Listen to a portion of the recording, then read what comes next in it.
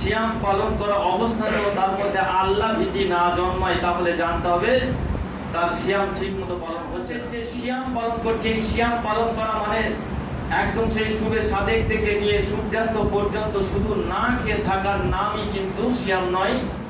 এর ফোনে কথা বলে অবিবাহিত অবস্থায় তখন ঘন্টার পর ঘন্টা তার সঙ্গে যে আজে বাজে গল্প, বিভিন্ন প্রকার গল্প করছে, ওইটার মানে হচ্ছে তার শয়তান ওই রন্ধ্র দিয়ে প্রবেশ করেছে, তাকে শয়তান ওই কাজটা করাইছে।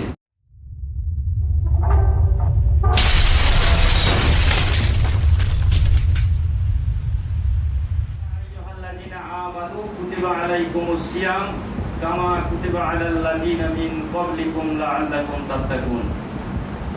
হে বিশ্বের বিশ্বাসী বান্দারা, তোমাদের উপরে আল্লাহ এই রমজানের সিয়ামকে ফরজ করেছে।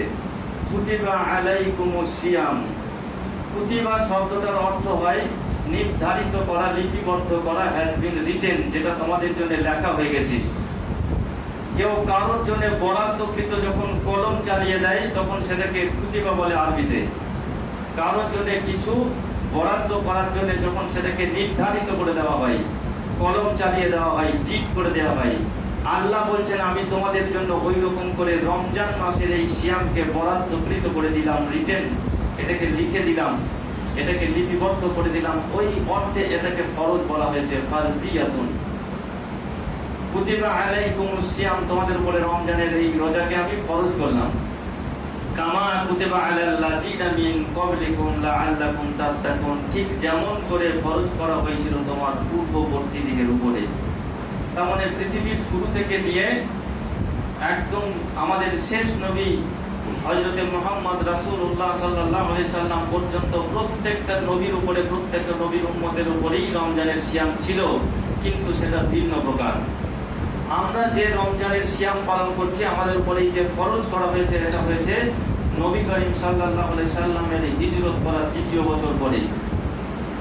সেই সময়তে আল্লাহ স্মরণ করিয়ে দিয়ে বলছেন কামা কুতিবা আলাল লাযিনা মিন ক্বাবলিকুম লাআল্লাকুম তাত্তাকুন, তোমাদের উপরে ফরজ করা হলো যেমন করে ফরজ করা হয়েছিল তোমার পূর্ববর্তী দিকের উপর। কারণটা কি? লাআল্লাকুম তাত্তাকুন, এরপর আল্লাহ বলছেন যাতে করে তোমরা তাত্তাকুন মানে হচ্ছে মুত্তাকি হতে পারো, পরহেজগার হতে পারো, আল্লাহ ভীরু হতে পারো। তার মানে রমজানের এই সিয়াম পালন করলে মানুষের মধ্যে তাকওয়া বাড়বে, মানুষের মধ্যে খোদা ভীতি বাড়বে, আল্লাহ ভীতি বাড়বে, সে মুত্তাকি হয়ে যাবে। তাত্তাকুন বা মুত্তাকিন, মুত্তাকুন, ইত্তাকু, আল্লাহকে ভয় করা, এই যে শব্দগুলো আমরা বলছি, এই শব্দগুলোর সঙ্গে এই সিয়ামের একটা সম্পর্ক আছে। সিয়াম পালনের মধ্য দিয়ে আল্লাহর ভীতি, আল্লাহর ভয় মানুষের মধ্যে বৃদ্ধি পাবে, এটা আল্লাহ বলছেন। যদি কোনো মানুষের এই সিয়াম পালন করা অবস্থাতেও তার মধ্যে আল্লাহ ভীতি না জন্মায়, তাহলে জানতে হবে তার সিয়াম ঠিক মতো পালন হচ্ছে না। ভালো কাজ বহু রকমের আছে। কোন অফিসার অফিসে বসে যখন ঘুষ খায়, অনেক অফিসার আছে, অনেক অফিসার ভাবে যে না এটা অপরাধ, আমি এই ঘুষের টাকা নেবো না। ওই লোকটা যখন সেই ঘুষের টাকাটাকে নিল না, এটা অপরাধ মনে করলো, এটা অন্যায় মনে করলো, তখন সেটাকে তাকওয়া বলা যাবে না, সেটা তার হিউম্যানিটি, সেটা তার ইনসানিয়াত, সেটা তার মানবিকতা। কিন্তু যখন ওই টেবিলে বসে ওই লোকটাই, ওই অফিসারটাই ভাববে যে আল্লাহ তো ঘুষ আর সুদকে হারাম করে দিয়েছেন, এই সুদ করে ঘুষখোররা জাহান্নামে যাবে, সেই আল্লাহর ভয়ে আমি এই ঘুষটাকে নেবো না, তখন সেটা হলো তাকওয়া, তখন তাকে ইত্তাকু বলে। একই কাজ, কিন্তু সেই কাজটার মধ্যে একবার সে ভাবছে এটা অন্যায় কাজ, এটা মানবিকতার বিরোধী কাজ, আমি এটা করব না, আর সেই কাজটাই করতে গিয়ে আল্লাহর ভয়ে করব না, আল্লাহ এটাকে নিষেধ করেছেন তাই করব না, এইটা যখন মানুষের মধ্যে চলে আসে তখন সেটাই হয়ে যায় তাকওয়া, তখন সেটাই হয়ে যায় আল্লাহর ভয়। রাস্তায় হাঁটছি, রাস্তায় যেতে যেতে যদি রাস্তার মধ্যে একটা কাঁটা, একটা পাথর, রাস্তায় কোনো অসুবিধা হবে প্রতীকের চলতে, এরকম কোনো জিনিস দেখতে পেলাম, মানুষের চলতে অসুবিধা হবে তাই আমি সরিয়ে দিলাম, এটা সেই সরিয়ে দেওয়াই হলো।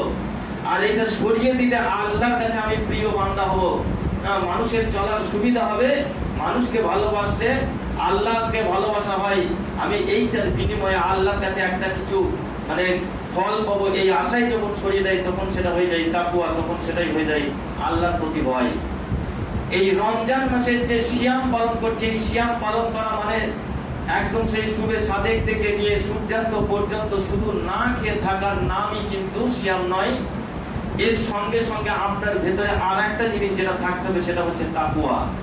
তাকওয়া মানে আমি এই যে কাজটা করছি, এই কাজটা করে আল্লাহকে সন্তুষ্ট করতে চাইছি, আল্লাহকে রাজি করতে চাইছি, এর বিনিময়ে আমি আল্লাহর কাছে থেকে কিছু একটা ফল পাবো এই আশাই।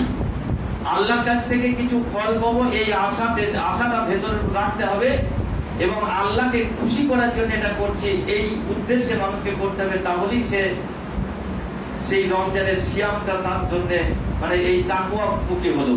আল্লাহ বলছেন লাআল্লাকুম তাত্তাকুন, এই রমজানের সিয়াম মানুষকে মুত্তাকি বানিয়ে দেয়, তার মধ্যে তাকওয়া চলে আসে, আল্লাহর ভয় চলে আসে।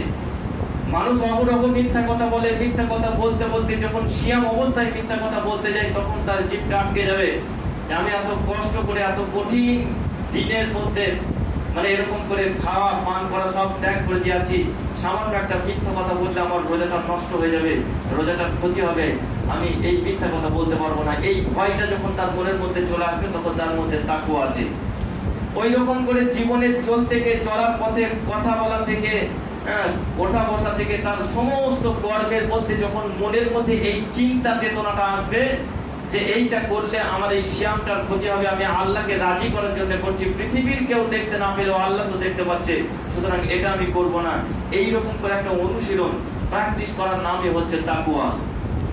এই তাকওয়াটার বিশ্লেষণ করতে গিয়ে বিভিন্ন মুহাদ্দিসগণ বিভিন্ন ব্যাখ্যা দিয়েছেন। তার মধ্যে ইবনে কাসিরের যে ব্যাখ্যা, সেই ব্যাখ্যা অনুসারে বলছে যে মানুষের এই ভয়টা রমজানের সিয়ামটা পালন করার মধ্য থেকে আসে এই কারণেই যে শয়তান মানুষের রন্ধ্রে রন্ধ্রে প্রবেশ করে।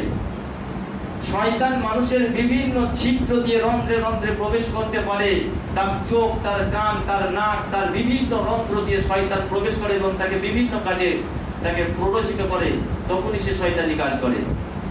যখন মানুষ সিয়াম অবস্থায় আছে সেই অবস্থাতে তাকে কেমন করে তাকে আল্লাহর ভয় মানুষের মধ্যে তৈরি করে এটা বোঝাতে গিয়ে তিনি বলছেন যে কোনো মানুষ যখন বিবাহ করে নাই, অবিবাহিত অবস্থায় থাকে, তখন আল্লাহর নবী রাসূল কারীম সাল্লাল্লাহু আলাইহি সাল্লাম একটা হাদিসের মধ্যে বলেছেন, তোমার যদি ক্ষমতা থাকে, তুমি একজনকে যদি খাওয়ানো পড়ানোর এই শক্তিটা রাখো, আর তোমার যদি উপযুক্ত বয়স হয়ে যায়, তোমার শরীরে যদি যৌবন আছে, তাহলে বিবাহ করো, তা না হলে রোজা করো।